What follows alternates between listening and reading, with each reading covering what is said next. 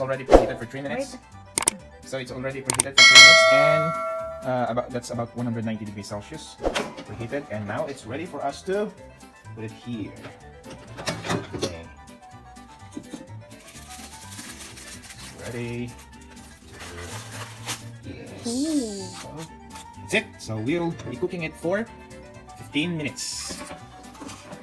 Okay.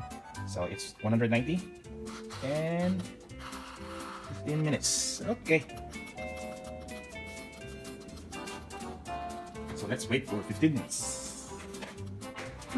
Okay, so I'm done already putting the breadcrumbs here, and I'm done also preheating the air fryer. Okay, so what is special with this now is I'm not using an oven, but I'm using it.